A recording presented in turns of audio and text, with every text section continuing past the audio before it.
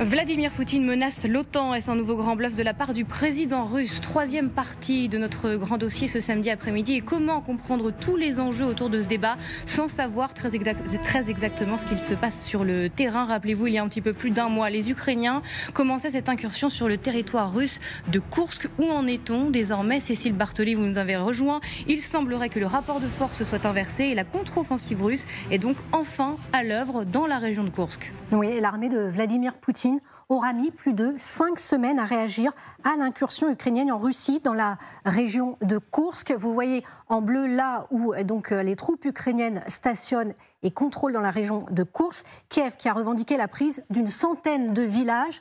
En quelques semaines, le président Zelensky annonce que 194 soldats russes ont été capturés et près de 1300 km² de territoire sont conquis. Et pourtant, peu de réactions du côté de l'armée de Vladimir Poutine jusqu'à ce jeudi. Sur Telegram, le ministère de la Défense russe annonce avoir repris une dizaine de localités en 48 heures. Vous le voyez sur cette carte, en bleu, là où sont déployées donc les troupes ukrainiennes, et en pointillé, c'est là où jusqu'où ces troupes ukrainiennes sont allées. Eh bien, on voit que les Russes ont mené des offensives dans le nord et dans l'ouest et auraient repris la ville notamment de Snagost. Des avancées confirmées par les États-Unis, selon le porte-parole du Pentagone, mais elles sont encore marginales. Oui, marginales, mais c'est vrai qu'elles sont très visibles sur votre carte, Cécile. C'est une avancée encore limitée et qui inquiète ou pas l'armée ukrainienne? Alors finalement, cette contre-offensive, pour l'instant, elle n'a pas l'air de préoccuper Volodymyr Zelensky, qui, dans une conférence de presse hier, déclarait « Nous ne voyons pas encore de succès sérieux, notre armée tient bon et fait tout ce qui est nécessaire pour nos autres mesures militaires et politiques ». Le président ukrainien qui ajoute même que cette contre-offensive russe était conforme au plan de Kiev. Pourquoi? Eh bien, Kiev dit avoir mené cette opération pour contraindre l'armée russe à dégarnir ses troupes ailleurs. Il serait 40 000 Russes désormais dans la région de Koursk et bientôt 60 000 selon le président ukrainien. La contre-offensive russe a donné les résultats attendus. Dans des régions de Kharkiv, l'ennemi a été stoppé et sa progression dans la région de Donetsk a été ralentie, même si c'est très difficile là-bas. Sur le terrain ukrainien, Volodymyr Zelensky affirme même que les forces s'équilibrent. Nous pouvons voir que nombre d'obus utilisés dans le Donbass ainsi qu'à Pokrovsk avant le début de l'opération de Koursk, le rapport était de 1 sur 12. Il est désormais de 1 pour 2,5. Et on ne sait pas si c'est directement lié à cette contre-offensive russe ou au plan de Kiev. Mais ce samedi, la Russie annonce avoir procédé avec l'Ukraine à un échange de prisonniers.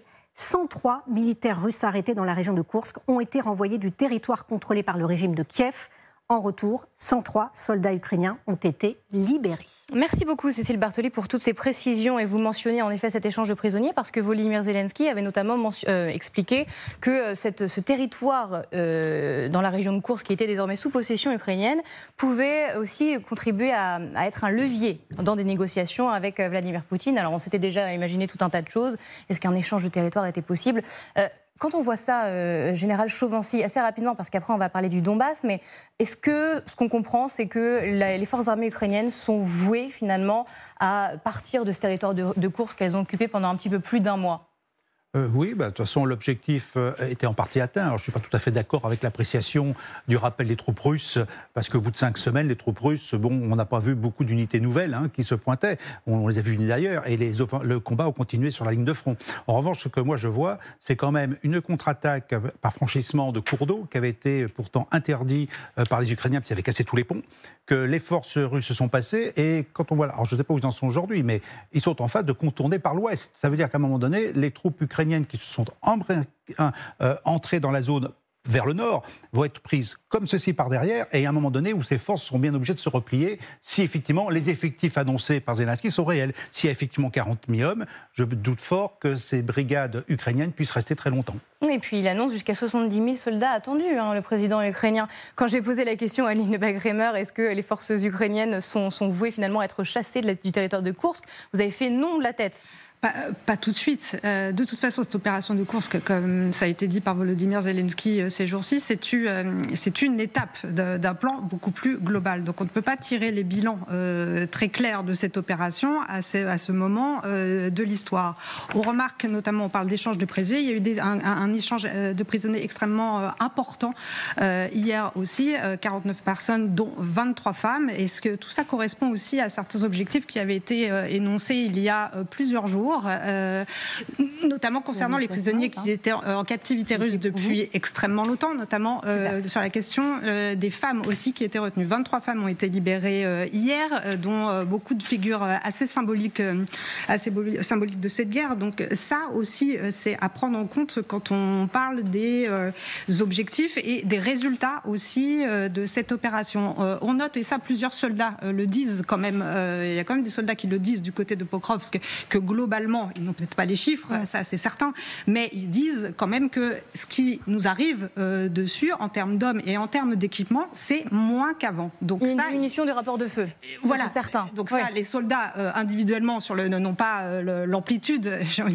pour calculer, mais il y a ça qui se passe aussi, et les Ukrainiens aussi du côté de Koursk, il y a une contre-attaque aussi qui est en train d'être organisée, en fait, ça commence à remonter. Donc ils n'y resteront pas, je veux dire, pour un siècle, ils ne sont pas là pour un siècle, les Ukrainiens. Toutefois, ils sont tout est intrinsèquement lié, de toute façon. Ce qui se passe à Koursk, mais également ce qui se passe dans le Donbass, du côté de Pokrovsk.